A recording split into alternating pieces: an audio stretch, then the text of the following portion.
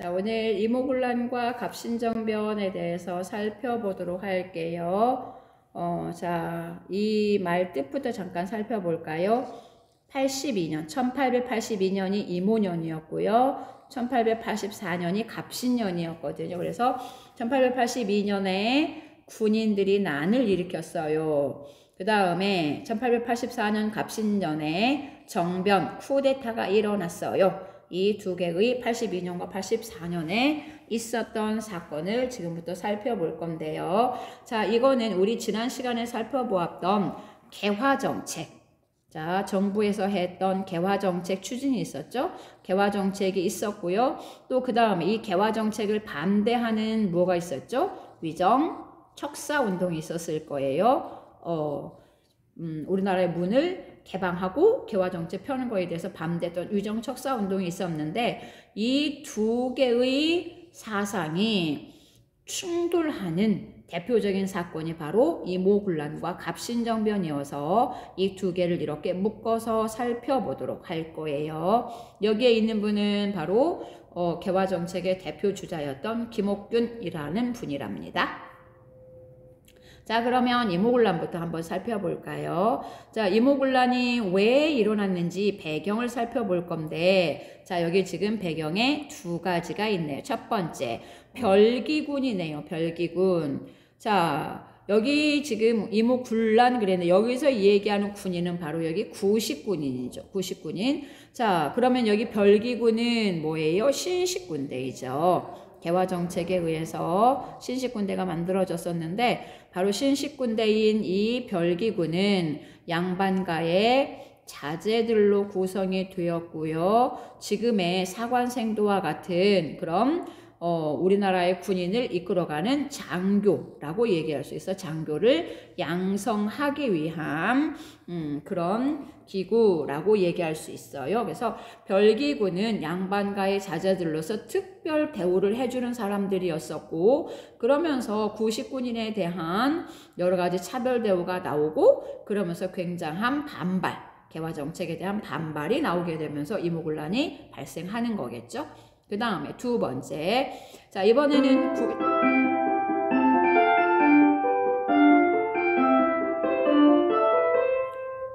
이번에는 군인이 아니라 여기 민중이 바로 이 구식군인들의 난에 합류를 하게 되는데, 민중들은 왜 이 이모군란에 합류를 하게 되느냐? 자, 강화도 조약에 의해서 세 가지 무역의 규칙 기억났나요? 조일 무역 규칙, 양국의 무제한 유출, 그 다음에 무항세, 무관세. 바로 우리나라의 곡식이 일본으로 무제한 유출되면서 쌀값이 폭등하게 되었었는데, 그런데 여기 민중들은 이 쌀값이 폭등하니까 굉장히 삶이 어려워지는 거예요. 여기서 이야기하는 이 민중이라는 어떤 사람들이냐? 바로 도시의 가난한 백성들, 빈민들을 말하는 거예요.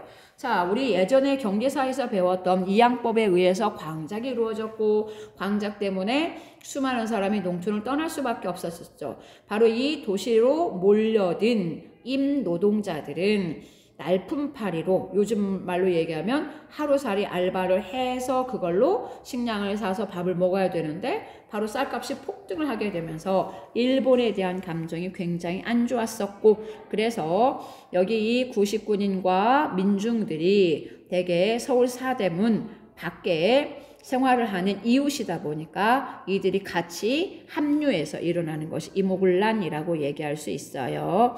자, 전개를 지금부터 살펴봅시다. 자, 녹봉 지급에 대한 불만이다. 이건 여러분들 다 알고 있죠? 초등학교, 중학교 때 많이 배웠을 거니까. 구식군인들은 직업군인이잖아요. 그래서 직업군인들의 바로 봉급이 13개월 동안 미지급되었었죠. 그러다가 얘네들이 도저히 못 살겠어라고 거의 폭동이 일어날 것 같으니 국가에서 주는데 세상에나 한 달 거를 주는 거예요. 13개월 밀렸는데 한 달 거? 근데 그 한 달 것도 어째서? 우리 모두 알다시피 무슨 그 다음에 썩은 쌀, 모래 이렇게 섞어서 주니 폭발할 수밖에 없는 거고, 바로 아까 얘기했던 것처럼 군인들의 도시들, 빈민들이 합세를 하면서 출발하게 돼요.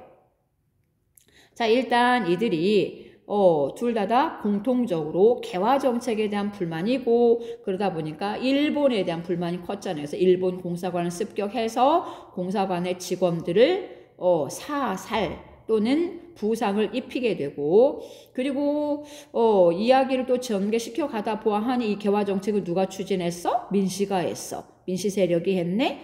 민씨 세력들 배후에 누가 있어? 바로 민씨성을 가진 바로 명성황후가 있는 거야. 그래서 명성황후를 또 우리는 책임을 물어야 되겠어? 하면서 궁궐로 습격을 하게 되고, 그러다 보니까 명성황후는 이들의 난을 피해서 장후원으로 피신을 가게 돼요. 근데 고종이 이 99년들의 난을 진압을 하지를 못해요. 그러면서 흥선대원군에게 대원군께서 오셔서 이 난을 좀 진정시켜 주시지요 라고 하는 요청에 의해서 대원군이 재집권을 하게 되고, 그러면서 흥선대원군은 모든 개화 정책을 중단하게 돼요. 모든 개화 정책 중단에, 그래서 당연히 통리 기무하문도 별기군도 다 없애고 그 다음에 3군부와 5군영을 부활시키는 것으로 해서 바로 이모군란을 진압시켰어요. 자, 그러나 이 명성황후가 이것을 해결하기 위해서 바로 청나라의 도움을 요청하도록 해서 결국 우리나라에 1500에 여기서 3000이었네요. 3000에 청나라 군대가 우리나라에 들어오게 되고, 이렇게 되면서 결국 이모군란은 진압이 되면서 흥선대원군은 군란의 책임자로 배후에서 조정한 인물로 결국 청나라에 납치되어 가고, 명성황후를 비롯한 민씨 일가들이 재집권을 하게 되면서 그 이후로 바로 청나라에 굉장히 더 가까이 지내려고 하는 친청적인 성향이 아주 두드러지게 되었답니다. 자, 이모군란의 결과입니다. 당연히 청의 내정 간섭이 심해졌겠죠. 그 다음에 청나라의 군대가 역시 조선에 주둔하는 것으로 3,000명의 군인들이 주둔하는 것으로 결정이 되었고요. 그 다음에 여기 마젠창과 멜렌도르프라고 하는 사람을 우리나라에 고문으로 파견을 하면서 바로 내정 간섭이 이루어지게 되었답니다. 자, 마젠창은 내정 분야에서, 독일인 멜렌도르프는 외교 분야에서 우리나라에 굉장히 심한 간섭들을 하게 되었어요. 자, 여기 보면 지금 조약이 두 개가 있는데 사건마다, 우리 근대사에서는 사건이 일어날 때마다 조약이 나올 거예요.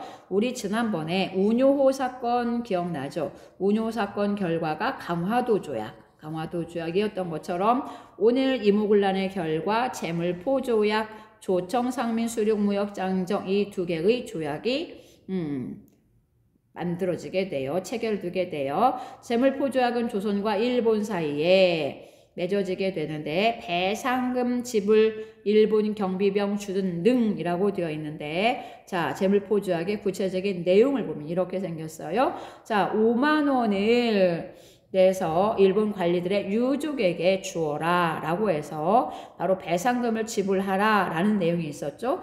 아까 얘기했던 것처럼 공사관 직원들이 일부 죽고 다치고 이랬으니까. 그 다음에 두 번째, 자, 특히 여기에 보면 일본 공사관에 군인 약관을 두어서 경비하도록 한다. 그 비용은 조선 니네가 내. 왜? 니네 탓이니까 라고 하는 정말 씁쓸하죠? 이런 조약의 내용이 바로 재물포 조약이고요. 자, 그 다음에 청나라와의 사이에 조청상민 수륙무역장정이라고 하는 것이 체결이 되는데, 조약의 이름이 좀 길죠? 자, 조선과 청나라 사이, 여기 상민이라는 것은 상인을 말한다고 생각을 하면 돼요. 상인들이 물과 육지에서, 그러니까 수륙, 바로 바다와 육지에서 무역을 할 때, 장정이라고 하는 말은 그냥 간단하게 표현해서 조약이나 마찬가지 이야기예요. 그래서 조선과 청나라의 상인들이 수륙에서 무역할 때 어떻게 할 건지에 대한 어떤 규칙이라고 보면 된답니다. 자, 여기에서 내용이 뭐냐? 청은 조선의 뭐다? 종주국이다. 우리 강화도족 할 때 종주권 얘기 자꾸 나왔었죠. 조선은 청의 속국이다. 청은 종주국이다. 그러니까 주인 나라이고 우리는 거기에 속한 쉽게 얘기하면 신하 나라다. 뭐 이런 얘기예요. 그 다음에 청나라의 상인들이 우리나라에 와서 뭔가 범죄를 했을 때에는 청나라의 영사가 재판한다. 영사재판권 여러 번 나왔죠. 바로 치외 법권이기에 이것도 역시 불평등 조약이라고 얘기할 수 있고요. 그 다음에 가장 이제 문제가 되는 게 바로 이거인데요. 청나라 상인의 내륙 진출을 허용했다라고 하는 내용인데 우리 지난번에 강화도 조약 결과 그 부록에서 거류지 무역 기억나나요? 항구에서 심리 안에서만 활동할 수 있단 말이에요. 그러다 보니까 우리나라의 중간 상인들도 꽤 이득을 보았거든요. 그런데 이번에는 조청상민 수루무역 장정에서 청나라 상인들이 내륙 깊숙이까지 가게 돼요.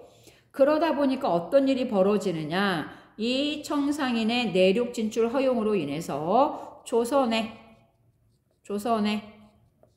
중간 상인 등 모든 상인들이 어떻게 된다? 몰락하게 되는 거예요. 몰락하게 되는 거예요. 그런데 문제는 뭐냐? 청나라의 상인에게만 이 내륙 진출이 허용이 된다? 아니죠. 우리 지난번에 살펴봤던 최혜국대우 기억나죠? 최혜국대우. 자, 여기 청나라 상인에게 내륙 진출이 허용되었다라는 것은 일본을 제외한 모든 나라들도 내륙 진출이 가능해지게 된다는 그런 얘기겠죠. 그래서 우리나라의 중간 상인들이 다 몰락하게 돼요. 자, 그 다음에 이번에는 개화파의 형성과 분화에 대해서 살펴보도록 합시다. 개화파의 형성은 우리 앞에서 이미 한번 살펴보았는데 분화를 살펴보기 위해서 잠깐 여기서 정리하고 넘어갈까요? 자, 개화파라고 하는 것은 어떻게 됐었죠? 자, 1870년대 때에 통상 개화론이 나오게 되었던 거 기억나나요? 박규수, 오경석, 유홍기 이 사람들이 통상 개화론자들이었고, 자, 이들이 드디어 개화파로 형성되는데 박규수 등의 영향을 받은 이라고 되어 있는데 박규수의 집에 이런 통상 개화론자들이 모여서 늘 토론을 통해서 우리나라가 개화해야 돼 라고 하는 필요성들을 주고받게 되면서 박규수의 사랑방에서 여기 유홍기와 바로 이네들이 만나게 되는 거죠. 그렇게 해서 바로 이들이 양반가의 자제들로서 결국 개화 정책에 참여하게 되면서 개화파가 형성되게 되었는데 이 개화파가 드디어 분화돼요. 언제? 이모군란을 전후해서 라고 되어 있는데 특히 아까 얘기했던 이모군란 기억나나요? 이모군란 뭐였죠? 99년들이 난을 일으켰어? 근데 이거를 누가 진압시켰어? 청나라 상인들이 진압시켰어. 그랬더니 청나라의 간섭이 심해졌어? 그럼 청나라 사람들이 우리나라가 일본과 손잡고 개화하는 걸 좋아해? 싫어해? 당연히 싫어해. 이러다 보니까 청나라의 눈치를 볼 수밖에 없는 조선 정부에서는 이런 개화의 방법이나 속도나 외교 정책이나 이런 것들을 청나라의 눈치를 보게 되면서 바로 그들이 온건 개화, 다시 말하면 청나라의 눈치를 봐가면서 하나씩 청나라에 허용하는 범위 안에서 개혁을 해가려고 하는 점진적인 개혁으로 이들은 바로 민씨 세력들이 주로 여기에 들어가게 되고 이러한 방법에 대해서 불만을 품은 이들이 빨리빨리 해야 되지. 지금 우리가 굉장히 많이 늦었는데 여기서 속도를 더 늦추면 어떻게 해? 라고 해서 급진으로 나뉘어지게 돼요. 이걸 구체적으로 살펴봅시다. 자, 온건개화의 주요 인물은 그때 당시 주로 어떤 민씨 세력과 같이 권력의 중심축에 있었던 인물들이에요. 김윤식, 김홍집, 어윤중과 같은 지금으로 얘기하면 장년층들로서 나라의 고관들이 주로 여기에 포진되어 있었고요.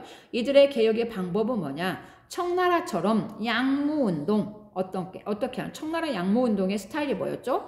중국의 몸뚱이에 서양의 기술을 쓰자. 중체서용. 그래서 이게 점진적인 개혁이었잖아요. 이것처럼 청을 모델 삼아서 우리도 동도서기 동양의 제도에 서양의 기술을, 그래서 역시 이것도 점진적인 개혁인 거예요. 바로 이게 온건개화의 특징이고요. 이들은 청과의 전통적인 관계를 중시했다. 다른 말로 얘기하면 아까 얘기했던 친청적이다 라고 하는 성향이에요. 자, 그에 반해서 급진개화의 인물들은 김옥균, 박영효, 홍영식, 서광범, 이들은 주로 10대 후반에 20대 초반의 젊은 피들이었고요. 그래서 이들은 국가를 대단히 빨리빨리 개화를 해야 되겠다라고 급한 마음을 먹었던 것이 주로 이 급진개화파들의 스타일이었는데, 이들은 모델을 뭘로 삼았느냐? 일본의 메이지 유신을 본받은 거예요. 일본에도 역시 이 개혁에 대한 게 두 가지가 있었거든요. 온건과 얘네들도 급진이 있었는데, 이 두 개의 이야기가 충돌하다가 결국 급진으로 일본은 결정을 해서 그렇게 해서 메이지 유신으로 연결이 되었던 거거든요. 자, 그러면서 이 메이지 정부에서 이들이 내걸었던 캐치프레이즈는 문명개화론이에요. 문명개화론. 자, 문명개화론이라는 것은 바로 어떻게 하는 거냐? 전면적인 개혁, 모든 것을 다 뜯어 고치는 거예요. 그래서 점진적인 개혁이 아니라 모든 개혁. 다른 말로 얘기하면 서양의 기술만 들여오는 게 아니라 뭘까지? 서양의 사상, 서양의 제도, 서양의 문물까지 전부 다 수용합시다 라고 하는 것이 일본의 바로 문명개화론이었고, 이거를 수용하자라고 하는 것이 우리나라의 급진개화파들이었어요. 자, 이들은 청나라의 내정 간섭에 대해서 대단한 불만을 가지고 있었고, 그 다음에 청나라를 섬기는 이런 외교에도 반대를 하고 있었던 인물들이었답니다. 자, 학습지 한 장 넘겨서 갑신정변으로 넘어갈까요? 자, 갑신년 1884년에 쿠데타 정변이 일어나네요. 자, 정변이라는 것은 성공한 거죠. 그렇죠? 실패했으면 아니겠지만 정변이다라고 하는 것은 무력으로 정권을 장악했다라고 하는 의미를 말 속에서, 단어 속에서 우리가 짐작할 수 있어요. 자, 배경을 살펴봅시다. 자, 아까 얘기했던 것처럼 이모군란으로 청나라의 내정 간섭이 심해지게 되면서 조선 정부의 개화 정책이 후퇴했다. 다시 말하면 온건개화의 방법으로 정부가 바로 민씨 세력의 정부가 온건개화로 정책을 바꾸게 되면서, 그러면서 급진개화파들이 굉장한 불만을 갖게 돼요. 이것이 첫 번째 갑신정변의 배경이고요. 그 다음에 두 번째, 이 급진개화파가 입지가 약해졌다. 다시 말하면 말발이 서지 않을 그런 분위기가 되어버렸는데, 이 이야기는 어떤 것이냐 하면 여기 차관 문제인데요. 자, 우리가 80년대 개화정책 하려고 하다 보니까 돈이 굉장히 필요해.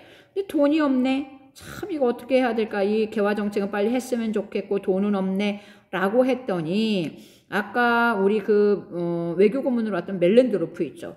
이놈은 뚱딴지같이 우리나라 이런 재정 문제까지 관여를 해가지고, 야, 돈이 없으면 만들어내면 되지, 이렇게 얘기를 하는 거예요, 멜렌드로프. 그랬더니 우리나라 사람들이 이미 흥선대원군 때 인플레이션을 겪어봤잖아. 야, 찍어내는 게 문제가 아니고 인플레 어떻게 감당할 거야? 그랬더니, 야, 그렇게 당 100전씩이니까 그러잖아. 당 5전 정도만 해봐. 그러면 이 부족한 재정 문제도 해결하고 인플레이션도 그렇게 심하지 않을걸? 이라고 하는 이야기를 통해서 그 정도 이거에 대해서 수긍을 하게 되면서 그럽시다 라고 가게 돼요. 그러나 바로 여기 김옥균 등은 아니야, 절대로 그러면 안 돼 라고 강하게 반발을 하면서, 그러면서 일본으로부터 차관을 들여오자라고 얘기를 하는 거예요. 지난번에 내가 일본에 갔더니 일본에 어떤 유명한 높은 애가 있는데 걔가 빌려준다 그랬어. 그러니까 가지고 오자고. 그래서 고종이 그래, 그것도 그럼 한번 해봐, 이렇게 해서 김옥균이가 일본으로 갔지만, 그러나 일본도 개화 정책을 추진하느라 재정이 넉넉지는 않은 상태여서 결국 말뿐으로 끝나버리고 말았어요. 이렇게 되면서 저 젊은 것들은 말만 앞서 라고 하는 말빨이 정말 서지 않을 수밖에 없는 이런 상황이 벌어지면서 뭔가 우리들은 급하게 빨리빨리 우리나라를 개혁하고 싶지만 우리의 말빨이 먹혀 들어가지를 않으니 어떻게 극단적인 방법을 선택하자 이렇게 해서 일어난 게 바로 쿠데타 갑신정변이라는 거죠. 때마침 우리나라에 있었던 아까 3,000명의 군인 중에 절반, 일부라고 되어 있는데 1,500명이 베트남 쪽으로 빠져나가게 돼요. 프랑스하고 싸움이 붙었거든요. 그래서 일부가 철수하게 되면서 와 기회는 찬스야 이렇게 하면서 이때 일어나게 돼요. 거기다가 더더군다나 일본이 뭐라 그러냐면 야 차관 못 빌려서 미안한데 니네가 만약에 일을 일으키게 된다면 우리가 도와줄 거야 라고 바로 일본 군인들도 우리나라에 와 있었잖아요. 그 공사관의 경비를 위해서 그렇게 해서 군사 지원을 약속받으면서 믿고 결국에 일어나게 되죠. 언제 일어나게 돼요? D-Day 여기에 있는 우정국 개국 축하연이었었죠. 우정국 우체국이죠. 처음으로 연은 축하 파티, 연이라는 것은 우리식으로 얘기하면 파티야, 파티. 축하 파티를 이용해서 거기에 참여했던 정부의 고관들, 바로 민씨 세력들을 살해하고 정권을 장악하죠. 이렇게 해서 정권을 장악하면서 정부를 만들어요. 바로 이 개화파들의 급진 개화파, 똑같은 말로 개화당이라고 얘기하는데 바로 급진 개화파의 정부가 들어서게 되고요. 그렇게 해서 개혁 정강을 발표하게 돼요. 우리 정부는 지금부터 이러이러이러한 정책을 추진할 겁니다. 라고 발표를 하는 거예요. 자, 첫 번째 정치적인 분야에서 대원군을 빨리 귀국시키십시오. 청에 대한 조공의 허례를 폐지하십시오. 라고 주장을 하게 되는 거야. 자, 이 사람들은 지금 개화당이야. 급진개화파야. 흥선대원군 좋아하시러? 좋을 리가 없지. 흥선대원군은 이거는 개화도 아니고 완전 유정척사하고 비슷한 애잖아. 그런데 왜 대원군을 사랑하는 것도 아니면서 빨리 귀국시킨다? 바로 이 청나라의 간섭을 배제하기 위한 거예요. 자, 이렇게 해서 흥선대원군을 빨리 들어오게 하십시오. 라고 하는 것을 발표를 하게 되고요.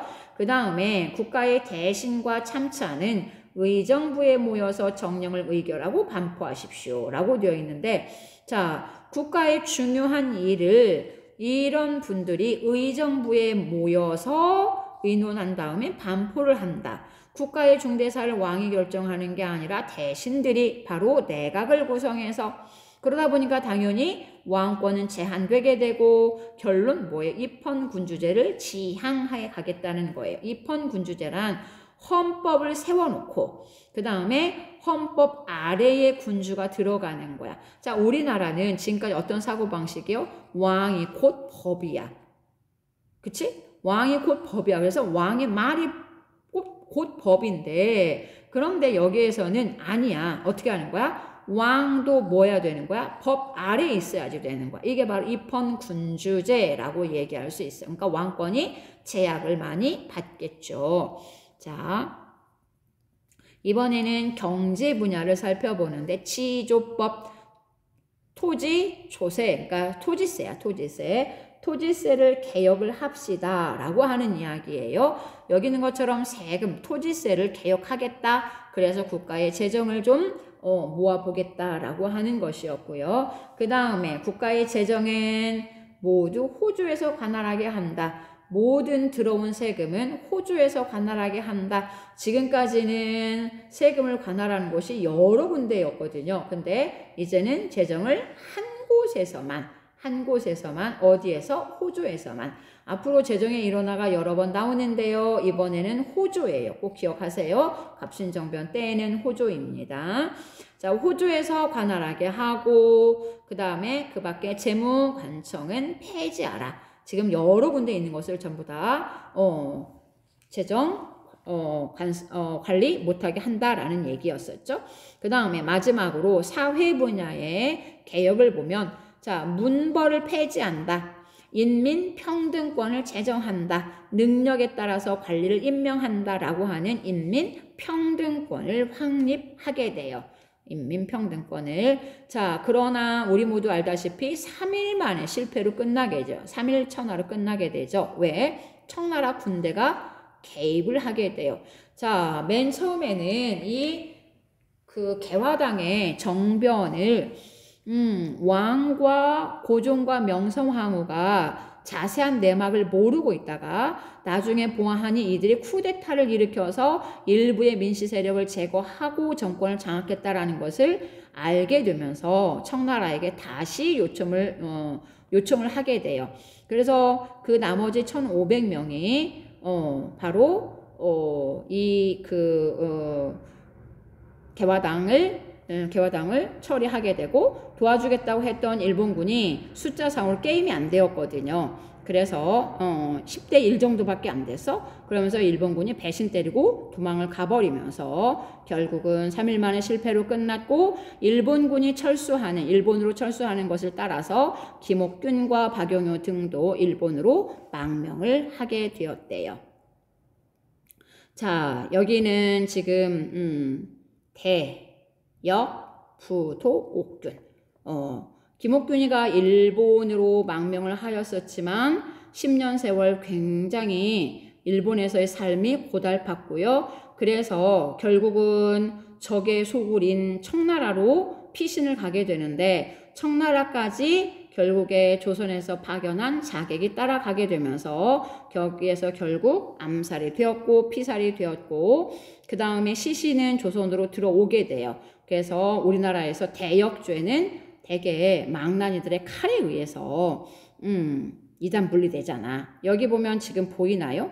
팔, 그 다음에 이렇게 해서 몸, 그 다음에 여기는 이제 목이 잘려지고 여기에 지금 목이 매달려 있는, 이렇게 해서 김옥균은 시신이 조선으로 들어와서 죽은 시신을 갖다가 재판을 해서 목을 효수하는 이런 것으로 김옥균의 일생이 아까운 인재가 결국은 끝나게 되었대요.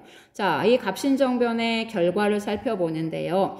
자, 청나라의 내정 간섭이 더욱 심해지게 돼요. 이모군란 한번 도와줬죠? 이번에 또 도와줬죠. 그러다 보니까 굉장히 내정 간섭이 더욱 심해지게 되었고요. 그 다음에 우리나라에서 바로 그 개화당들은 전부 다 없어졌잖아. 남아있던 사람들은 다 처형되었고, 그 다음에 나머지는 다 일본으로 또는 미국까지 망명하게 되면서 우리나라에서 개화 세력은 대단히 약해지게 되었어요. 자, 이번에 또 역시 사건의 결과 조약이 있어야 되겠죠.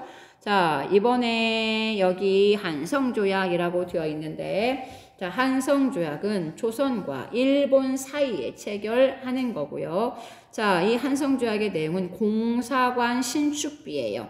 공사관 신축비. 자, 이 공사관 신축비는 뭐냐 하면 이들이 3일 만에 실패로 끝나게 되면서 민중들이 이 개화당에 대해서 제대로 이들이 무엇을 하려고 했는지를 잘 이해를 못하게 되면서 일본과 손잡고서 나라를 엎으려고 그야말로 권력 장악의 눈먼 아주 그냥 무례배들로 그렇게 인지하게 되면서 성난 이 군중들이 남아있던 그 홍영식과 같은 이런 사람도 죽이지만 일본 공사관을 습격을 해가지고 그냥 일부는 죽이고 그 다음에 공사관 건물도 파괴하고 하다 보니까 신축비를 너희가 내놓아라. 그 다음에 일본인 습격해서 아까 죽였다 그랬잖아. 그들에 대한 배상금을 또 물어라. 그래서 이모군란 때 배상금 한 번, 그 다음에 이번에 갑신정변 때 또 배상금 지불 이렇게 돼요. 자, 이번에는 청과 일본 사이에 체결되는 것이 텐진조약이에요. 자, 이 텐진조약의 내용은 4개월 이내에 청나라와 일본의 군대가 동시에 철수한다. 자, 그 다음에 조선에 혹시라도 일이 있을 경우에는 상호 문서로 서로 통보해서 파병을 똑같이 합시다 라고 이야기를 하게 되고요. 이로부터 10년 후에 1894년에 결국에 이 일로 인해서 한반도에서 청일 전쟁이 일어나게 되었답니다. 자, 갑신정변의 의의와 한계를 살펴봅시다. 자, 자주적 근대국가 수립을 위한 정치적, 사회적인 개혁 운동이었고요. 자, 이렇게 3일 만에 실패로 끝났지만 이것은 아까 얘기했던 10년 후에 갑오개혁에 영향을 끼치게 되고요. 그 다음에 뒤이은 독립협회의 활동에도 이들의 활동은 영향을 끼치게 되었답니다. 자, 그 다음에 한계인데요. 이 갑신정변은 일본에 절대적으로 의존했다라고 하는 것이 큰 한계라고 얘기할 수 있겠죠. 그 다음에 두 번째, 민중들의 요구를 전혀 이해를 못했어요. 자, 아까 경제적인 개혁에서 지조법의 개혁이 있었죠. 그치? 지조법의 개혁. 이게 뭐라 그랬어? 토지 세금을 줄여준 거야. 그런데 얘들아, 토지세는 누가 내는 거야?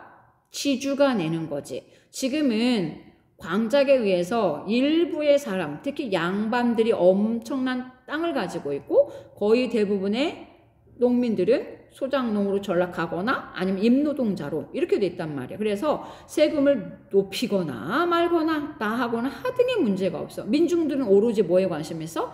나에게 땅이 있어야 되는 거야. 그런데 이들이 전부 다 양반가의 자제들이다 보니까 민중들의 삶에 대해서 현실적으로 상당히 파악하는 게 조금 부족했던 것 같아. 그러면서 바로 민중들이 원하는 바, 토지 제도는 신경을 전혀 못 쓰면서 민중들의 지지를 얻지 못했고 오히려 민중들의 엄청난 질책만 받았던 것이 이 갑신정변이라고 얘기할 수 있을 거예요. 자, 갑신정변 이후에 우리나라 내외의 정세를 살펴볼 건데요. 자, 가끔 갑신정변 이후에 국내외 정세 해가지고서도 시험에 출제되는 경우도 있었어요. 자, 갑신정변 이후에 거문도 사건이 벌어지게 되는데, 자, 어떤 일이냐? 자, 조선과 러시아 간의 교섭이 진행되었다라고 되어 있는데, 자, 이 조선과 러시아 간의 교섭 진행이라는 것은 뭐냐? 조선과 러시아 사이에 비밀리에 조러 비밀 협약이라고 하는 것이 진행되고 있었어요. 조러 수호 통상조약 말고 조선과 러시아 사이에 은밀하게 뭔가 교섭이 진행이 되고 있었거든요. 이게 무엇이냐? 자, 갑신정변으로 인해서 지금 조선은 청나라의 극심한 간섭을 받고 있죠. 그러다 보니까 이제는 너무 심하다 보니까 조선 입장에서 청나라의 간섭이 상당히 버거워, 무리스러워, 짜증나. 이러면서 청나라를 견제할 대상으로 바로 이 러시아를 선택해가지고 그래서 조선과 러시아 사이에 정말로 속닥 이렇게 뭔가 은밀하게 얘기를 하고 있었는데 얘들아 이런 속담 있지. 낱말은 새가 듣고 반말은 쥐가 듣고 이런 거 있잖아. 이 협약이 비밀 협약이 이야기만 속닥 하고 있었는데 이게 새 나가 버렸어 얘들아. 그러면서 아직 이거 진행된 것도 아니야. 그냥 말만 했었고 실제로는 체결된 게 아니야. 그래서 이게 새 나가 버리면서 뭐야 조선하고 러시아하고 뭐 끈끈한 얼레리 껄레리인 거야 라고 이거를 판단한 영국이 전 세계에서 러시아하고 영국은 늘 이러고 있었거든. 그러다 보니까 이 한반도에 러시아가 먼저 선점을 할까 봐서 러시아를 견제할 목적으로 영국이 거문도를 점령하게 돼요. 점령하게 돼. 자, 그러면서 결국에 나중에서 먼저는 얘들아 얼마나 기가 막히냐면 점령을 이렇게 85년, 86년, 87년 했는데도 우리나라 정부에서 이것을 까마득히 모르고 있었던 거야. 그게 나중에서야 알게 되면서 가라 그래도 가나 안 가지 그러면서 청나라가 영국 애들에게 도움을 요청하면서 결국에 철수하게 되는 일을 바로 거문도 사건이라고 얘기를 하는데 자 바로 이 지도가 가끔 시험에 나올 수 있는데 자 봅시다. 자 지금 우리나라의 상황이 어떤 상황이야? 지금 갑신정변 후에 청나라의 간섭이 우리나라에 굉장히 지금 심해진 상황이지. 자 일본도 역시 어떤 상황이냐 하면은 이러이러한 조약을 맺으면서 우리나라에 대한 진출을 활발하게 하고 있었지만 그 다음에 청나라에 바로 이 간섭이 너무 심해지니까 특히 정치적인 간섭이 너무 심해지니까 일본은 오히려 정치적인 것은 살짝 물러나 앉으면서 경제적인 진출로 굉장히 많이 막 그냥 활발하게 움직이고 있었거든. 그때 우리 정부가 끌어들인 게 뭐야? 러시아를 바로 청에 대한 이런 견제로 러시아를 끌어들였잖아. 그랬더니 얼얼이요. 영국도 들어왔잖아. 이런 식으로 이 조그만한 한반도를 놓고서 강대국이 지금 서로 먹겠다고 안달폭달이 난 이 사건이 바로 언제다? 갑신정변 이후에 우리나라의 상황인 거야. 자, 이런 상황 속에서 나오는 게 뭐냐? 우리나라를 뭐로 합시다? 중립국으로 합시다라고 하는 주장이 나오게 돼요. 가장 대표적인 인물로 부들러라고 하는 독일 외교관, 그 다음에 유길준 두 사람인데, 이 사람은 독일의 외교관으로서 우리나라에 와서 보니까 지금 한반도를 둘러싼 이런 여러 열강들이 엄청나게 둘러싸서 첨예하게 지금 대립해 있는 상태이고, 그러면서 조선이 살 길은 뭐다? 니네는 중립국이 되어야지만, 예를 들어서 강대에 둘러싸여 있는 스위스처럼 그래야지만 너희 나라가 살 길이 있을 거야 라고 주장을 하게 돼요. 그 다음에 유길준도 역시 똑같은 이야기를 하게 되는데, 유길준 우리 지난번에 어디서 살펴봤냐면 미국의 보빙사 같은 거 기억나죠? 그랬다가 이 사람이 보빙사로 미국에 갔다가 한반도로 바로 들어오지 않고 유럽을 여기저기 순방을 하게 되면서 유럽에서 바로 벨기에라든지 이런 어떤 중립국의 모습들을 통해서 쟤들이 조그마한 나라가 강대국 사이에서 살아남는 게 바로 중립국에 대한 거구나 라고 하는 것을 알게 되고요. 그래서 이제 돌아와가지고 보니까 우리나라에서 갑신정변이 터져서 이런 상황인 거야. 간 것은 83년도에 갔었으나 우리나라에 돌아온 것은 이제 84년 갑신정변이 끝나고 나서 돌아왔거든요. 그런데 문제는 뭐냐? 유길준이가 이런 중립화를 이야기하였었지만 유길준은 돌아온 뒤에 어떻게 이 사람의 신변의 변화가 있느냐 하면 바로 갑신정변을 일으켰던 그들과 유길준이 굉장히 가까운 사이였었고, 그런데 정부의 입장에서는 유길준이가 갑신정변에 끼어든 건 아니니까 이 사람을 잡아 죽일 수도 없고 가만히 놔두자니 좀 껄쩍지근하고, 이래서 유길준을 그야말로 우리 그 자가 격리하는 것처럼 집에다가 격리시켜놔봐. 아무도 만날 수가 없는 거지.